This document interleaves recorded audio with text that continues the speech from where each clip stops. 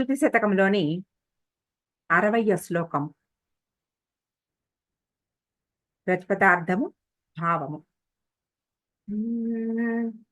జంభారాతి ప్రభృతి ముకుటీ పాదయోః పీఠయంతి గుంఫాన్ వాచాం కవిజనకృతాన్ స్వైరమారామయంతి శంపాలక్ష్మీం మణిగణరుచాం పాటలైః ప్రాపయంతి పంపాతీరే కవి పరిషదాం జృంభతే భాగ్యసీమా. ఇందులో ప్రతిపదార్థం చెప్పుకుంటే జంభారాతి ప్రభృతి ముకుటీ. జంభారాతి, ఆరాతి అంటే శత్రువు. జంభుడు అనే రాక్షసుడి యొక్క శత్రువు అంటే ఇంద్రుడు. ప్రభృతి ముకుటీ, అటువంటి ఇంద్రాదుల కిరీటములను పాదయోహో, పాదముల యొక్క పీఠయంతి, పీఠముగా చేయుచున్న కవిజన కృతాన్, కవిజనులచే చేయబడిన వాచాం, వాక్కుల యొక్క గుంఫాన్, గుత్తులను స్వైరం, స్వేచ్ఛగా ఆరామయంతి, తోటగా చేయుచు. అంటే ఆరామ స్థలం అంటే విశ్రాంతి తీసుకునే ఒక స్థలం, అట్లా ఒక తోటగా చేయుచు. మణిగణ రుచాం, మణుల సమూహముల కాంతులకు పాటలై, పాటల పుష్పములచే శంపాలక్ష్మీం, మెరుపుతీవ కాంతిని ప్రాపయంతి, కలిగించుచు కవి పరిషదాం, కవుల సమూహముల యొక్క, పరిషత్ అంటే ఒక సమూహం, కవి పరిషదాం అంటే కవుల సమూహముల యొక్క భాగ్యసీమ, భాగ్యముల అవధి అయిన అమ్మవారు కంపాతీరే, కంపానదీ తీరమున జృంభతే, విజృంభించుచున్నది. అమ్మవారి పాదాలను ఇంద్రాది దేవతలు వాళ్ళ కిరీటముల మీద ధరించారంటే, ఒక కిరీటం మీరు గుళ్ళో చూస్తే శఠగోపం పెడతారు, అది ఒక కిరీటం లాగానే ఉంటుంది. ఆ కిరీటం పైన ఆ గుడిలో ఉండే మెయిన్ డేటి, ఆ దేవుడు ఎవరున్నారో అమ్మవారు ఎవరున్నారో పాదముద్రలు ఉంటాయి ఆ సైడ్, ఆ కిరీటం పైన. అదే అదే మనకి తల మీద తాకిస్తారు, అంటే అమ్మవారి పాదాలని మనకి తాకిచ్చినట్టు, అయ్యవారి పాదాలని మనకి తాకిచ్చినట్టు. అలాగా వీళ్ళందరి కిరీటాల మీద అమ్మవారి పాదముద్రలు ఉంటాయి. అది ఒక అర్థమైతే, వారు ఎప్పుడూ అమ్మవారి పాదాల దగ్గరే ఉంటారు. మనం 29వ శ్లోకం సౌందర్యలహరిలో చెప్పుకున్నట్టు కిరీటం వైరించం పరిహర పురః కైటవ విధ. అందులో కూడా అలాగే వాళ్ళందరూ అమ్మవారి ఆ పీఠం దగ్గర, మణిపీఠం మీద వాళ్ళందరూ తలలు మోపి ఉంటారు, ఎప్పుడూ ఆ నమస్కార ముద్రలోనే ఉంటారు వాళ్ళు అని. అలాగా ఈ జంభారాతి ప్రభృతి ముకుటీ, వారి కిరీటాలు ఎప్పుడు అమ్మవారి పాదాల చెంతనే ఉంటాయి అనేది ఇంకొక భావం. తర్వాత అంటే ఆ అమ్మవారి పాదాలకి వారి కిరీటాలు పీఠాలు, ఆ పీఠం దగ్గరే వాళ్ళు ఉంటారు అని అర్థం. తర్వాత కవుల వాగ్గుంఫనముల పుష్పగుచ్చములు. వాగ్గుంఫనములు అంటే వాక్కుల యొక్క ఒక, అంటే పదాలు, వాక్యాలు, స్తోత్రాలు ఇలాగనమాట. వాగ్గుంఫనములు అంటే ఏంటి? ఒక సమూహం, పదాల సమూహములు, ఏవైతే అర్థవంతమైనవి, గొప్పవి అయినవో అవి వాగ్గుంఫనములు. అవి ఎలాగట? గుత్తులు. ఎలాగంటే పువ్వులు, గుచ్చాలు, పుష్పగుచ్చాలు, ఒక్క పువ్వు ఉంటే ఒక్క పువ్వులో కొంచెం తేనె ఉంటుంది. అలాగే పుష్పగుచ్చం ఉంటే అది కంటిన్యూస్ గా దానిలో అంత తేనె చాలా బోలెడు. అదే ఒక తోట ఉంటే తోట నిండా పూలే, పూల నిండా తేనె. అలాగా కవి పరిషదాం, కవి పరిషత్తు అంటే ఎవరైతే అటువంటి అద్భుతమైన స్తోత్రాలు చేయగలరో అటువంటి కవుల యొక్క వాక్కుల పూతోటలు, ఆ పూతోటల్లో అమ్మవారు ఆరామయంతి, అక్కడ స్వైరం ఆరామయం. అట్లా అక్కడ ఒక విశ్రాంతి తీసుకుంటూ ఉండే ఒక స్థలం. అటువంటి ఆ భావాలు వింటూ వాటిల్ని రసాస్వాదన చేస్తూ అటువంటి ఆరామించే స్థలం అలాగా. తర్వాత అమ్మవారి దేహం నీలమణి కాంతులు వెదజల్లుతోంది అని చెప్పుకున్నాం. అంటే అమ్మవారి ఇది రూపం నల్లనిది, నీల కాంతులు కలిగినది. అలాంటి నీలమణి కాంతులు విరజిమ్మచు మేఘంలాగా ఉందిట. ఉంటే ఆవిడ ధరించిన మణులు, నగలు, ఆవిడ ధరించిన పాటల పుష్పాలు, ఎర్రని పుష్పాలు కదా! ఈ ఎర్రని పుష్పాలు, మణులు ఇవన్నీ కలిపి ఒక ఎర్రటి కాంతుల్ని వెదజల్లుతున్నాయి. అంటే 3 చెప్పారు. ఒకటేంటంటే ఆవిడ పాదాల దగ్గర ఏం జరుగుతోందో ఒక పిక్చర్ చెప్పారు. ఆవిడ ఎక్కడ విశ్రాంతి తీసుకుంటుందో, ఎవరెవరైతే ఈ కవి పరిషత్తులు అంటే అద్భుతమైన యోగులు, అటువంటి యోగులే అమ్మవారి గురించిన అటువంటి అద్భుతమైన ఆ కవిత్వం గాని, స్తోత్రం గాని చేయగలరు. అంటే ఇప్పుడు మూక పంచశతి చేసిన వీరు, సౌందర్యలహరి చేసిన శంకరాచార్యుల వారు అటువంటి యోగి పుంగవులు ఎవరెవరున్నారో, కాళిదాసు వంటి వాళ్ళందరూ చేసిన ఆ మకరందమూరే పుష్పాల లాంటి ఒక పెద్ద తోట ఉంటే, వారి ఆ కవిత్వాలని ఆస్వాదిస్తూ రసాస్వాదన చేస్తూ విశ్రాంతి తీసుకుని ఆ స్థలం చెప్పారు. మూడోదేమిటి, ఆవిడ నీల దేహ కాంతి ఒక మేఘం వల్లే ఉంటే, ఆ మేఘ కాంతులన్నీ తోసిరాదంటూ ఒంటి మీద ఉన్న ఆ మణులు, తర్వాత ఎర్రటి పుష్పాలు అవి వెదజల్లుతున్నాయి. అద్భుతమైన ఎర్రటి కాంతులు. ఈ ఎర్రటి కాంతులను ఆ వెదజల్లుతున్న అది.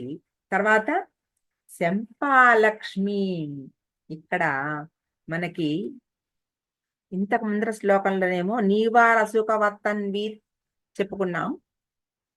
ఇక్కడ నీలతోయద మధ్యస్థ విద్యుల్లేఖేవ భాస్వర నీవారసుకవత్తన్వి పీతాభాస్వత్యనూపమ. ఈ 2 లైన్లు ఇక్కడ మనకి శంపాలక్ష్మి అనేది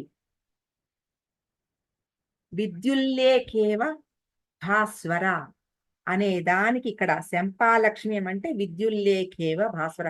ఈ 2 శృతుల్లోంచి తీసుకున్న పదాలని ఇందులోకి పెట్టారు మనకి, ఆ శ్లోకంలోని ఈ శ్లోకంలో. ఈ శంపాలక్ష్మి అనేది, శంపాలత అంటే ఏమిటి, ఒక మెరుపు తీగ.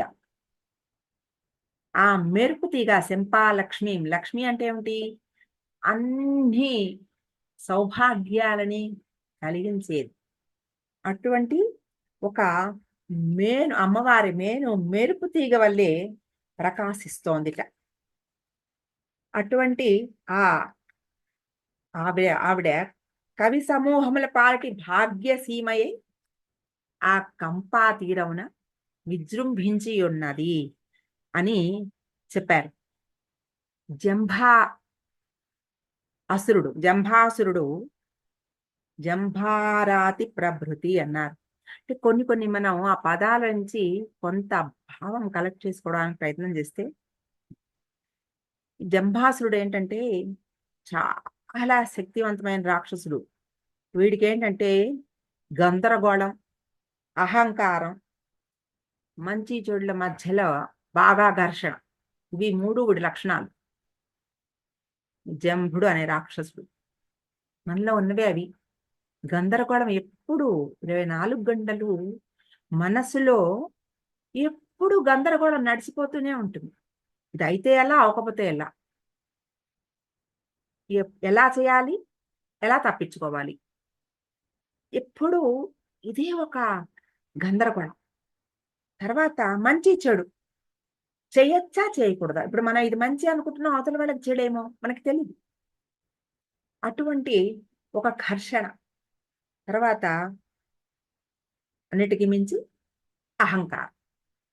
నాకు తెలుసు అహంత ఏదైతే జ్ఞానాన్ని పొందనీయకుండా చేస్తుందో, ఇంత పిసర్ జ్ఞానం సస్యాంకురమసౌ అని చెప్పుకున్నాం కూడా. ఆ జ్ఞానం అనే ఆ అంకురం వస్తున్న కొద్దీ తినేస్తుంటుంది. దానికి చాలా ఇష్టం అహంకారానికి. ఆ సస్యాంకురం ఏదైతే జ్ఞాన సస్యాంకురం వస్తుందో దానికి చాలా రుచి అహంకారానికి. ఇమ్మీడియట్ గా తినేస్తుంది. కాబట్టి ఈ మూడే జంభాసురుడి యొక్క లక్షణాలు. జంభారాతి ప్రభృతి అంటే అటువంటి ఈ లోపల ఉన్న ఈ గందరగోళాన్నిటినీ కూడా అంతని పోగొట్టగలిగిన వాళ్ళు. అటువంటి ఇప్పుడు జంభాసురుని ఎలా భావన చేయొచ్చుట అంటే, తుఫాను తీసుకొచ్చే ఒక మేఘం, పెద్ద గాలి, చాలా పెద్ద తుఫాను తీసుకొచ్చే ఒక కారు చీకటి మేఘం. అప్పుడు అదంతా మనకు అసలు ఇంకేం కనపడదు, ఏం జరుగుతోందో తెలియదు, గాభరా. అటువంటి ఆ తుఫాను లాంటి వాడు జంభాసురుడు. అది ఆ తుఫాను పోయి వెలుగు రావాలంటే సూర్యుడు ప్రకాశించాలి, సూర్యకాంతి రావాలి.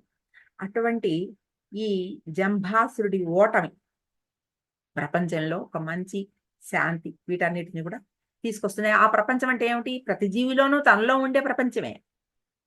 ఇప్పుడు మనలో జరిగిపోతుంటాయి కదా ఈ తుఫాన్లు, గందరగోళాలు అన్నీ నడిచిపోతూనే ఉంటాయి. ఎంత కంగారు, ఎన్ని భావాలు నడిచిపోతూ ఉంటాయో. వీటన్నిటినీ పోగొట్టగలిగినది అమ్మవారి అనుగ్రహం.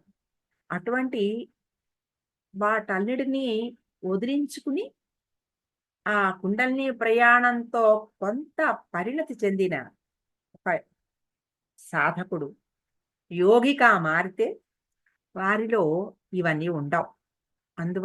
అందువలన జంభారాతి ప్రభృతి అని చెప్పారు. అదే తర్వాత మాయ. ఇవన్నీ దేని వల్ల వస్తున్నాయి? మాయ. మాయని అధిగమించడం అనేది మన వల్ల కాదు. అది మనకు కనబడుతున్నట్టే ఉంటుంది కానీ అర్థం చేసుకునే లోపల వేరేగా అర్థమవుతుంది. ఏదో మాట్లాడేస్తాం. అది ఏది మాట్లాడకూడదో ఆ మాటే మాట్లాడేస్తాం. అయ్యో అయ్యో అయ్యో అనవసరంగా మాట్లాడానని బాధపడతాం. అంటే ఏది కనపడకుండా మాయ ఒక ఒక వేల్వెండు. అది ఇది మనం లాగేస్తుంది లోపలికి అంతే. అవతల వాళ్ళు ఏదో అన్నారు అంటే ఒక క్షణము మనకి తెలుస్తూ ఉంటుంది. కొంచెం ఒక సాధన చేసుకున్నాక ఇది వాళ్ళు అనవసరంగా మాట్లాడుతున్నారు, నేను మాట్లాడకూడదు అనుకుంటూ ఉంటాం. ఎక్కడో వాళ్ళు కూడా వదలరు మన్ని. అంటే మాయ. ఇంకా ఇంకా రెచ్చగొడతారు. అది ఎక్కడో బయట వాళ్ళు ఎవరి దాకా కాదండి, మెయిన్‌గా పిల్లలతోనే వస్తుంది. సాధారణంగా జరిగేది పిల్లలతోనే. అక్కడే పడిపోతాం. అంటే అదేంటంటే ఒక అటాచ్‌మెంటు. ఆ అటాచ్‌మెంట్ ఏంటంటే చూడనివ్వదు దేన్ని. అయ్యో! వీడికేదో కష్టం వస్తుందేమో, అయ్యో! దానికేదో కష్టం వస్తుందేమో అని ఒక భావనలో మనం మాట్లాడే కొన్ని మాటలు పిల్లలకి చాలా డ్యామేజింగ్‌గా ఉంటాయి. తర్వాత వాళ్ళంటారు, "అమ్మా నువ్వలా అన్నావు నాన్న" అని.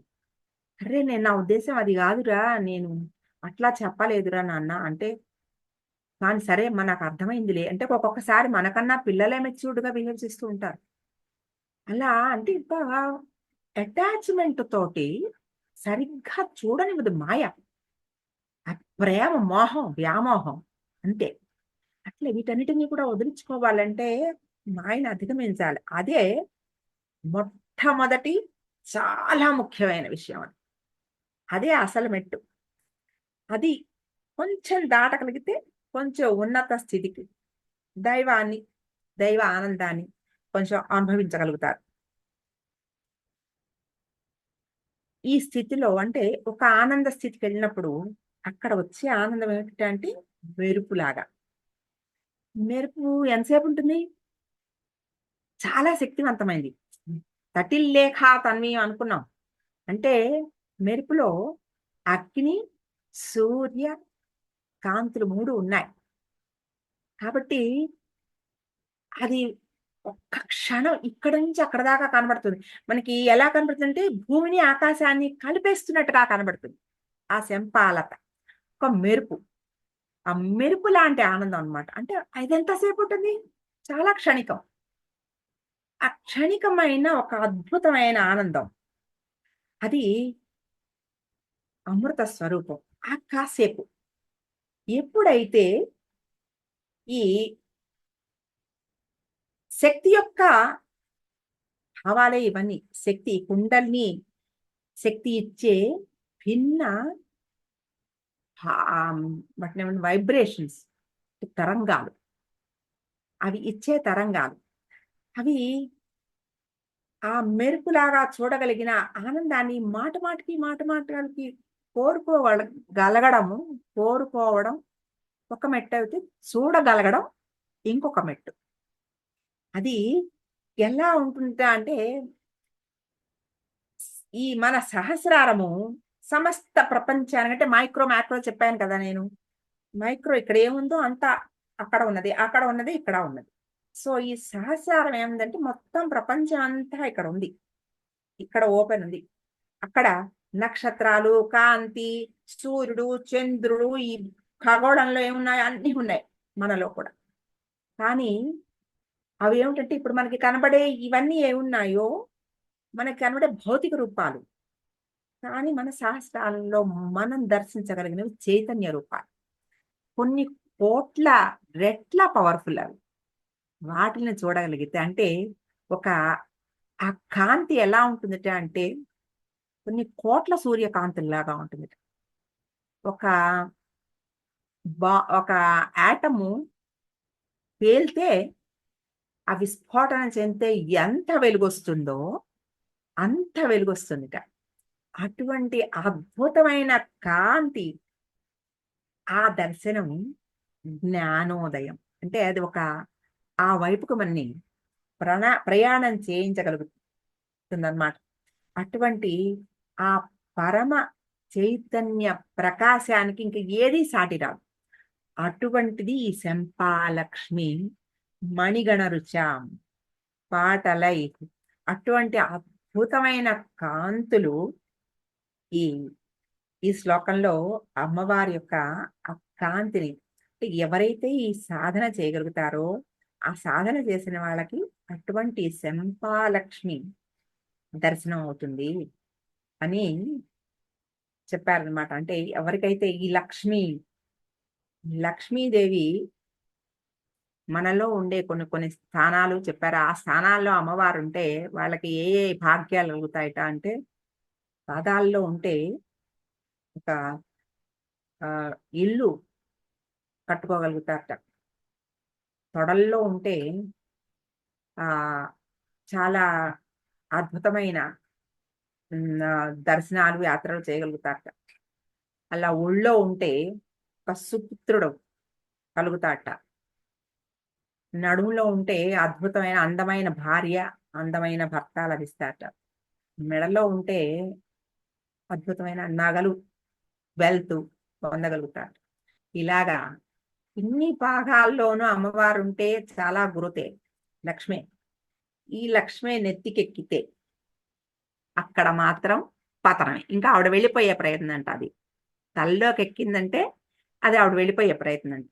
కాబట్టి లక్ష్మీదేవిని తలకెక్కించుకోకూడదు. అంటే ఇంకా ఎంతసేపు నేనెలా సంపాదించాలి, నేనెలా ఇది చేయాలి, నేనెలా పొందాలి, ఇదెలా నేను ఇది ఇది ఏదైతే లోభం, మోహం, కామం, క్రోహం ఇవన్నీ వచ్చేస్తాయో అక్కడికెళ్తే లక్ష్మీదేవి వెళ్ళిపోతుందట. వెళ్ళిపోయే ఆఖరి స్థానం అదట.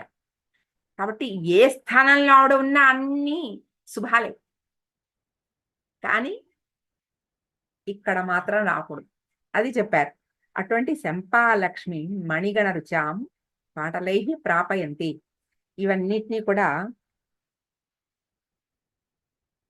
కలిగించే ఆ అమ్మవారిని అమ్మవారు కంపానదీ తీరంలో విజృంభించి ఉన్నది అని చెప్పారు ఇందులో.